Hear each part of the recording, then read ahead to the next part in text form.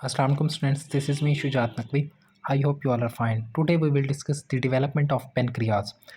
अगर हम पेनक्रियाज की डेवलपमेंट के बारे में बात करते हैं तो पेनक्रियाज भी एंडोडर्मल सेल्स जो होते हैं ना उनका आउट ग्रोथ होती है। एंडोडर्मल सेल्स क्लस्टर बना देते हैं, एक एग्रीगेशन बनाते हैं और एक मैस बना देते हैं, जिस उस मैस को हम कहते हैं पेनक्रियाटिक बड।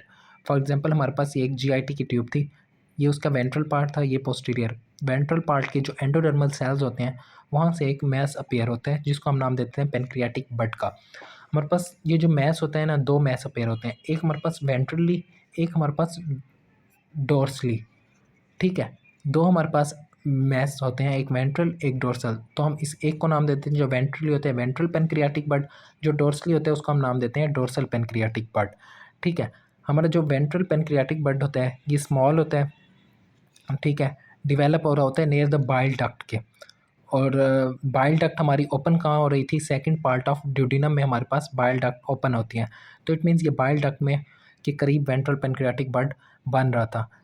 और जो हमारा डोर्सल पेनक्रियाटिक बड होता है ना, उससे हमारा ज़्यादातर पेनक्रियाज ड्राइव हो रहा होता है। ठीक है, अगर मैं अब आपको एक डायग्राम दिखाता हूँ, ये देखें, ये हमारे पास बाइल डक्ट है, बाइल डक्ट से बिल्कुल नियर वेंट्रल पेनक्रियाटिक बड है, और बाइल डक्ट और ड्यूडिनम के पोस्टीरियरली बनता है डोर्सल पेनक्रियाटिक बड।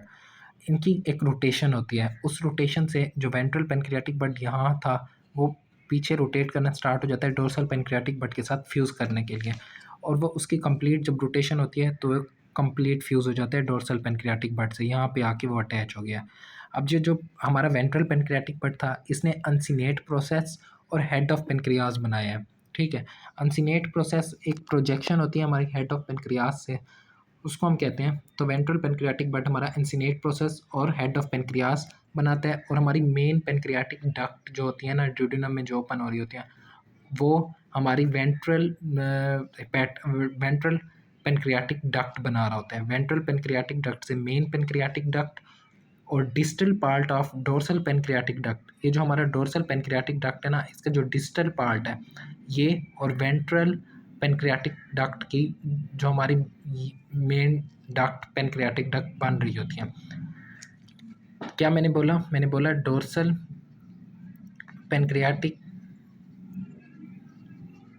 डक्ट का distal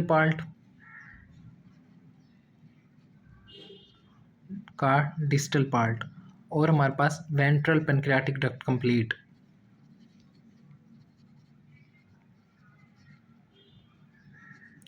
ventral pancreatic duct complete और डोर्सल पेनक्रियाटिक डक्ट का डिस्टल पार्ट, ये बनाते हैं मेन पेनक्रियाटिक डक्ट। और जो रिमेनिंग प्रॉक्सिमल पार्ट होता है ना डोर्सल पेनक्रियाटिक डक्ट का, वो हमारे पास एसेसरी पेनक्रियाटिक डक्ट बनाता है, जो कि एक्चुअली 100% लोगों में नहीं होती, बहुत कम लोगों में होती है एसेसरी पेनक्रियाटिक डक्ट, और वो मेन पेनक्रियाटिक डक्ट से थोड़ा ऊपर खुलती है माइनर पेपिला में, ड्यूडिनल पेपिला में। ठीक है, 9% ऑफ पीपल में वो होती है। ठीक है, और हम अगर उसकी बात करें, अब नेक्स्ट हमारे पास थी, इस पैराग्राफ में कंप्लीट आप पढ़ेंगे, ये सब कुछ यही बताया हुआ था जो मैंने आपको समझा दिया। नेक्स्ट हमारे पास है डेवलपमेंट ऑफ सिप्लीन। सिप्लीन की अगर हम डेवलपमेंट की बात करते हैं तो सिप्लीन में हमारे पास होता ये है, सिप्लीन जो होता है एक मेसेनकाइमल मास है। ठीक है, बेसिकली हमारे पास सिप्लीन एक लिम्फॉइड ऑर्गन है, जो एक मेसेनकाइमल सेल्स जो होते हैं डोर्सल मीजोगैस्ट्रियम। मीजोगैस्ट्रियम क्या होती है, हमारे पास पेरिटोनियल की फोल्ड होते हैं जिसको हम कहते हैं मेजेंट्री का नाम देते हैं, और वो पेरिटोनियल के फोल्ड अगर पोस्टीरियरली हमारे पास स्टमक को पोस्टीरियर एब्डोमिनल वाल के साथ अटैच कर रहे हो तो उसको हम नाम दे देते हैं डोर्सल मीजोगैस्ट्रियम। तो ये डोर्सल मीजोगैस्ट्रियम के लेयर्स के दरमियान सिप्लीन बन रहा होता है। ठीक है, सिप्लीन का और जो है ये फीटल सिप्लीन लोब्यूलेटेड होता है, मतलब उसमें काफ़ी सारे लोब्यूल्स होते हैं, बट वो लोब्यूल्स हमारे पास जब अडल्ट सिप्लीन में ख़त्म हो जाते हैं, लेकिन उस के अलावा हमारे पास लोब्यूल ख़त्म हो गए, लेकिन उसके जगह हमारे पास नोचेस अपीयर होती हैं। फॉर एग्ज़ाम्पल हमारे पास ये एक सिप्लीन था और इसमें ऐसे लोब्यूल थे। अब ये लोब्यूल पार्ट्स अब ख़त्म हो जाते हैं, बट एक नोचेस इंटीरियर पार्ट ऑफ सिप्लीन पे रह जाती हैं, जो हमारे पास इंडिकेट करती हैं इस बात के कि यहाँ लोब्यूल्स के ग्रूव्स थे तो उसके। और हमारे पास सीलिएक ट्रंक इसको सप्लाई कर रहा होता है। सिप्लीन हमारे पास डिस्टल पार्ट ऑफ फॉरगेट से बन रहा था, और ये एक हेमाटोपोइटिक सेंटर है जहाँ हमारे पास अंटिल लेट फिटर लाइफ से अडल्ट लाइफ तक न्यू ब्लड सेल्स की फॉर्मेशन होती रहती है। आई होप क्लियर हो गया होगा। कोई भी क्वेरी हो कमेंट सेशन में ज़रूर पूछिएगा। प्लीज़ लाइक करें, सब्सक्राइब करें और शेयर करें अपने फेलोज़ के साथ। अपना ख्याल रखिएगा। अल्लाह हाफिज़।